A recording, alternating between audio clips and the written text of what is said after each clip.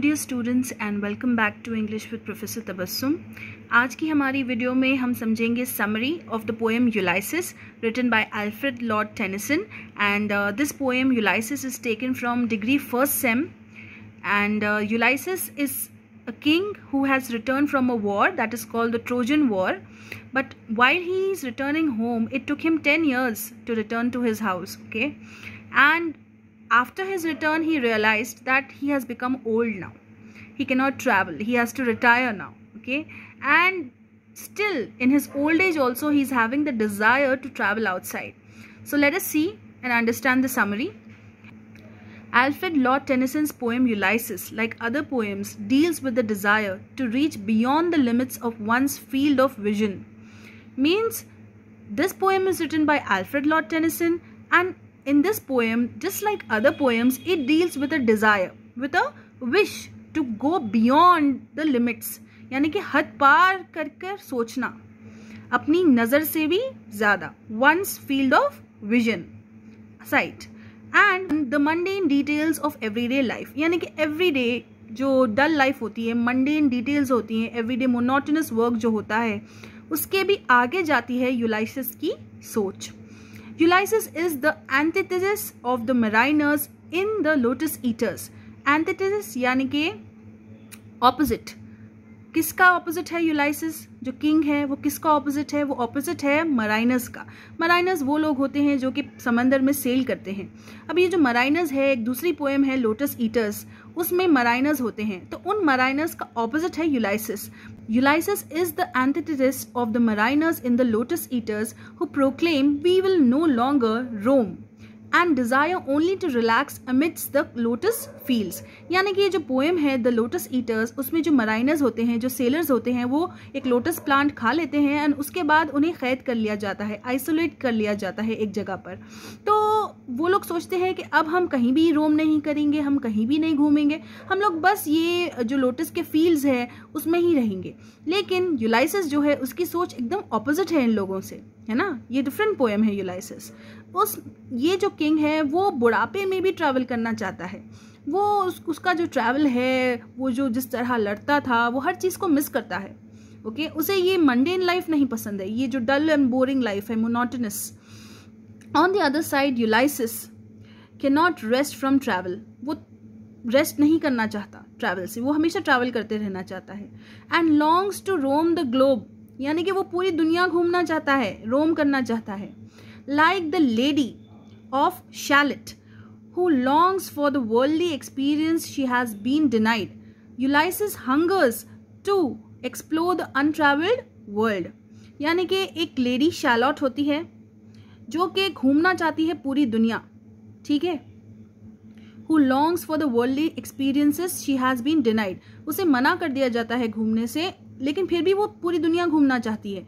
उसी तरह यूलाइसिस जो है उसे भूख है कि वो पूरी दुनिया को घूमे, एक्सप्लोर करे, जो जगह उसने ट्रैवल नहीं की है, the untravelled world. Ulysses is a poem which gives us details about the unhappiness and monotony, boredom.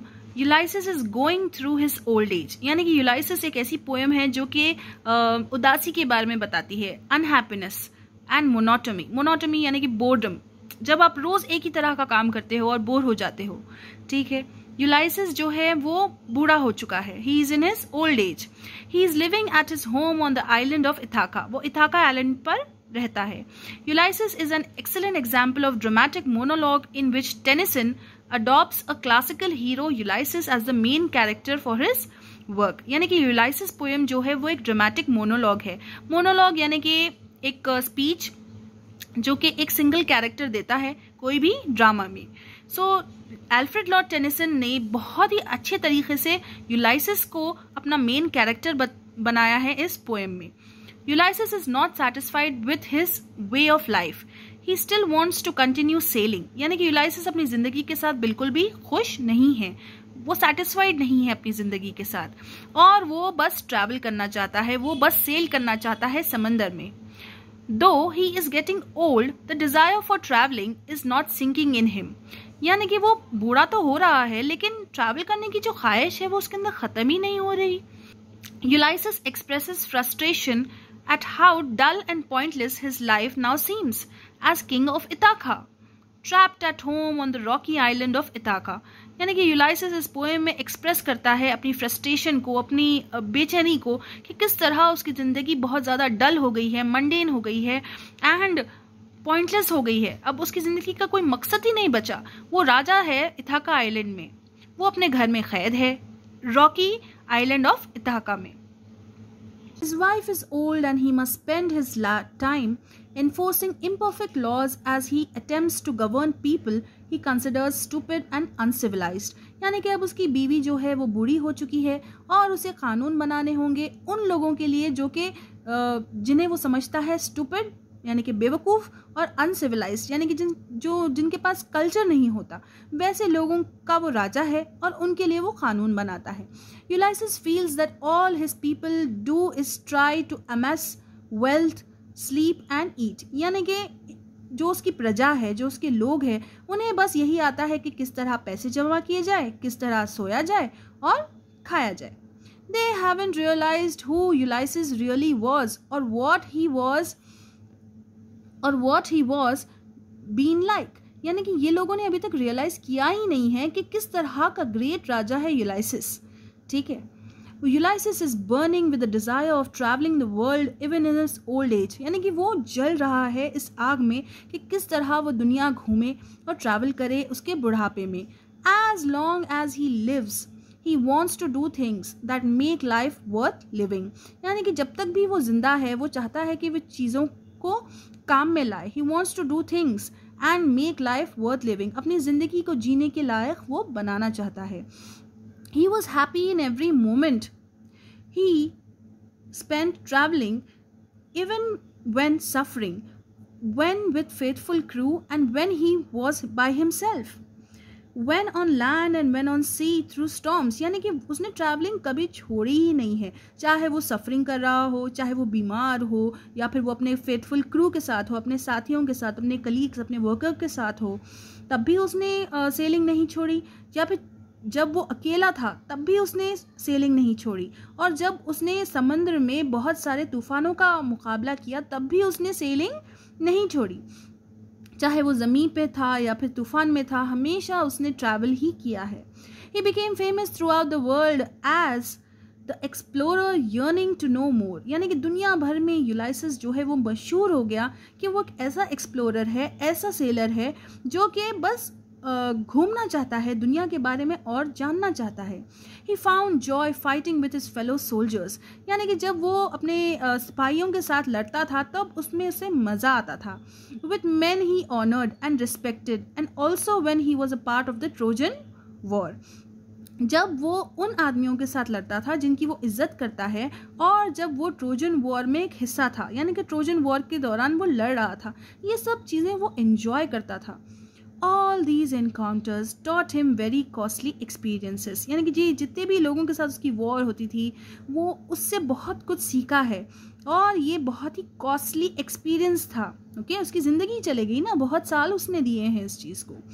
He compares himself to a sword, rust unburnished, without being used in a battle. यानी कि एक ऐसी तलवार जिसे रखे रखे जंग लग चुका है, वो यूज़ में नहीं आ रही, रस्ट अनबर्निश्ड.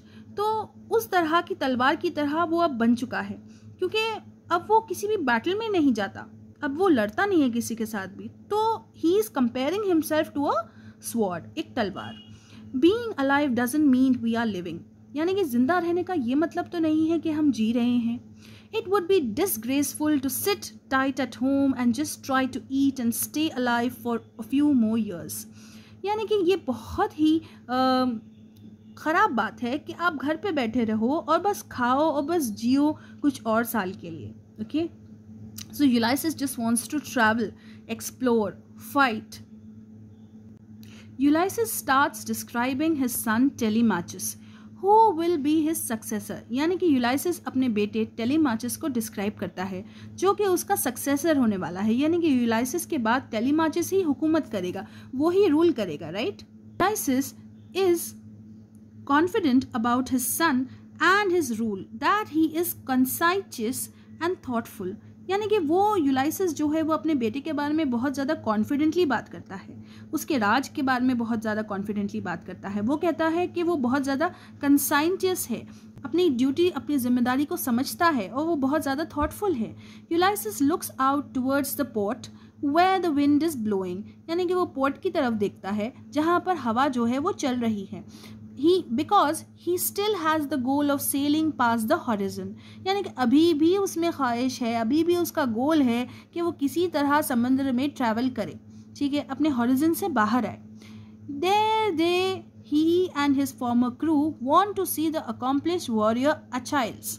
अचाइल्स एक बहुत ही स्ट्रॉन्ग वॉरियर था ट्रोजन वॉर के दौरान, एंड वो एक ग्रीक माइथोलॉजिकल हीरो है, एंड वो ग्रीक आर्मी का सिपाही है, लेकिन वो सबसे स्ट्रॉन्गेस्ट है। अब उसे देखने के लिए वो यूलाइसिस और उसके साथी जो है वो पोर्ट की तरफ देखते हैं। He affirms that they are young at heart, वो इस बात को कंफर्म करता है कि वो लोग जो है वो यंग एट हार्ट है, अपने दिल से वो लोग यंग है। Who haven't lost their proneness and strength, यानी कि उनकी अभी जो ताकत है, उनकी जो हिम्मत है वो भी बाकी है। Their minds and hearts are still brave and composed in the face of danger, यानी कि अभी भी उनके जो दिल है, दिमाग है, वो बहुत ज़्यादा ब्रेव है, हिम्मत वाले हैं। And they are composed in the face of danger, यानी कि वो जो खतरा है उसका सामना कर सकते हैं। They remain determined to work hard, यानी कि अभी भी वो कोशिश करते हैं हार्ड वर्क करने की। To pursue their goals and accomplish them and to never give up. Pursue their goals यानी कि अपने जो गोल्स है, मिशंस है, उसके पीछे वो लोग भागते हैं एंड उन्हें पूरा करने की हिम्मत भी रखते हैं। And they never give up, वो कभी भी गिव अप नहीं करते। I think there are many things that you learn from this summary, especially from the poem. That first thing is that you must never give up in life. You must always remain young at heart, and you must always have the desire to do something for your people as a king. One more thing is that age is just a number, and you can do many things even if you have crossed the age. Okay.